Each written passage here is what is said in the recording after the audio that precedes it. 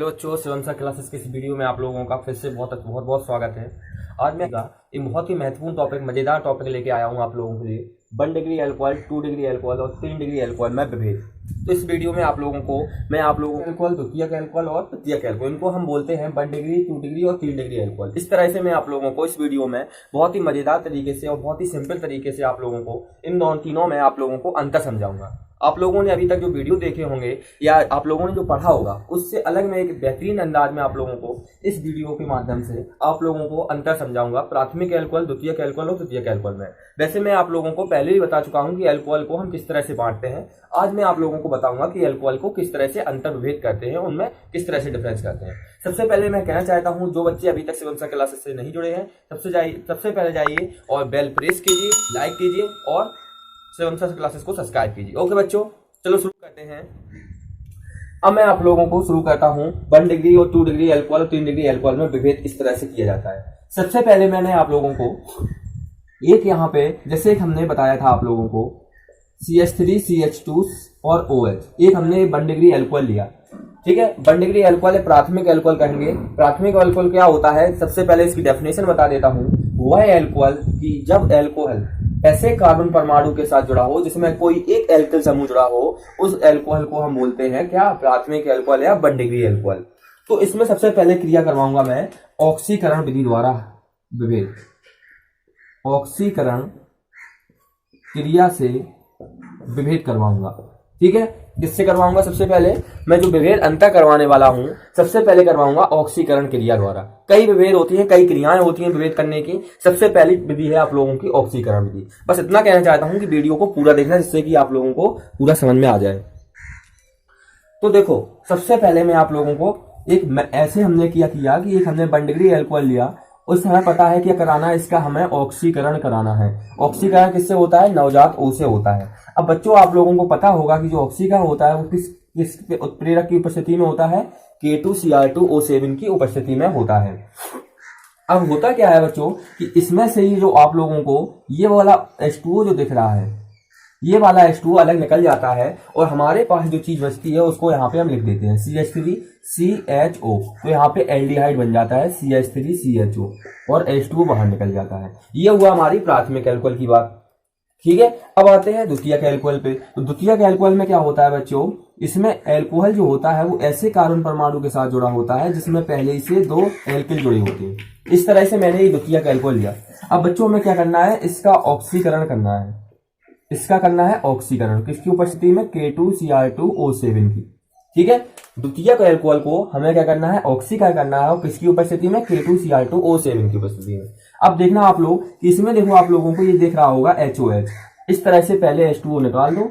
अब देखो क्या बचा हमारे पास, CH3COCH3। यहाँ पे लिख दो CH3COCH3।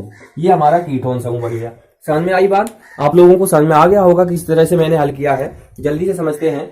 अब तीसरा है, जैसे मैंने एक तृतीयक एल्कोहल लिया। ठीक है, इसको हमने क्या किया कि 3 कार्बन परमाणु के साथ जोड़ दिया, 3 एल्किल समूह के साथ जोड़िए, सॉरी। ठीक है, अब इस 3 एल्किल समूह के साथ जैसे ही हमने इसको जोड़ा, अब इसका क्या करना है बच्चों, हमें ऑक्सीकरण करना है। किसकी उपस्थिति में करना है? K2Cr2O7 की उपस्थिति में हमें करना है। ये हमारा प्रथम 1 डिग्री एल्कोहल है, 2 डिग्री एल्कोहल है, 3 डिग्री एल्कोहल है। अब देखना यहाँ पे देखो बच्चों क्या बनता है कि यहाँ पे ये चीज, इतनी चीज अलग हो जाती है, ये चीज। तो CH3OH अलग हो जाएगा, तो क्या बचेगा बच्चों? CH3COCH3। यहाँ पे भी हमारा कीटोन बनेगा CH3COCH3।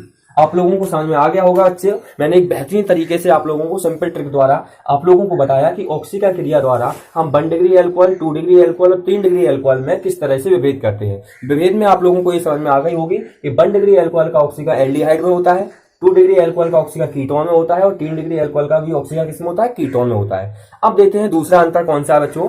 दूसरे अंतर मतलब दूसरी क्रिया द्वारा किस तरह से हम, अब मैं आप लोगों को 1 डिग्री और 2 डिग्री और 3 डिग्री एल्कोहल में, जैसे मैंने पहले बताया आप लोगों को ऑक्सीकरण क्रिया द्वारा अंतर, अब मैं बताऊंगा हाइड्रोजनीकरण क्रिया द्वारा किस तरह से इनमें तीनों में अंतर विभेद किया जाता है। ठीक है, चलो समझते हैं। सबसे पहले बच्चों क्या है कि वैसे ही जैसे आप लोगों को मैंने बताया कि CH3 सिंगल बॉन्ड CH2 और OH। इस तरह से मैंने क्या लिया, 1 डिग्री या प्राथमिक एल्कोहल लिया।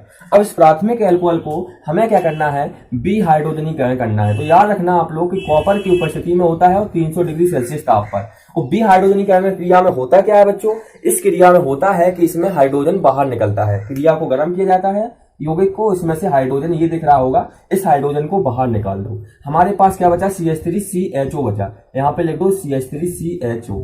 इस तरह से हमारा 1 डिग्री एल्कोहल का बी हाइड्रोजनीकरण हो गया। अब देखते हैं नेक्स्ट कौन सा है हमारा। सेकेंड हमने लिया है यहाँ पे CH3OH, CHOH, CH3 और CH3, ये 2 डिग्री एल्कोहल लिया।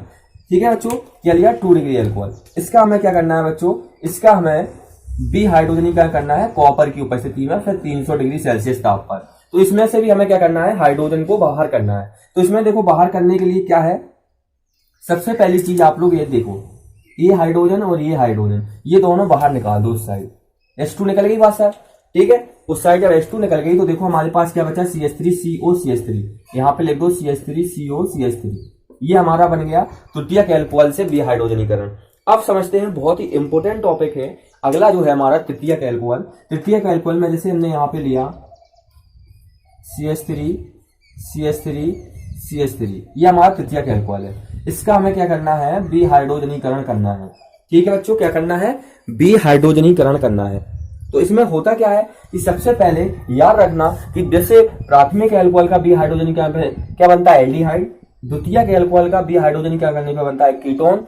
और तृतीयक एल्कोहल में क्या होता है, इसका बी हाइड्रोजनीकरण नहीं होता है, इसका क्या होता है, निर्जलीकरण हो जाता है, निर्जलीकरण हो जाता है। इस तरह से ये चीज याद रखना आप लोग, ठीक है। क्या हो जाता है, निर्जलीकरण। इस वजह से यहाँ पे निर्जलीकरण की क्रिया में बनेगा क्या कि यहाँ पे H2O बाहर निकल जाता है, मतलब इसमें से एक H निकलेगा और इसका H, ये चीज इतनी चीज अलग हो जाएगी, HOH। यहाँ पे हमने H2O निकाल दिया। अब देखो हमारे पास क्या बचा बच्चों, यहाँ पे एल्कीन बनता है। C की संख्या जोड़ दो, 1 2 3 4, तो C4H देखो कितने बचे, 2 2 5 3 2 5 5 3 8। इस तरह से हमारा एल्कीन बनता है, ये ब्यूटीन बन गया। तो ये चीज आप लोग याद रखना कि प्राथमिक एल्कोहल, एक चीज याद रखना आप लोग, प्राथमिक एल्कोहल द्वितीयक एल्कोहल का बी हाइड्रोजनीकरण होता है, इसमें एल्डिहाइड और कीटोन बनता है। और इसमें क्या होता है तृतीयक एल्कोहल में कि इसका निर्जलीकरण होने पर इसमें से एल्कीन बनता है। तो आप लोगों को समझ में आ गया होगा ऑक्सीकरण विधि और बी हाइड्रोजनीकरण क्रिया, बी हाइड्रोजनी क्रिया द्वारा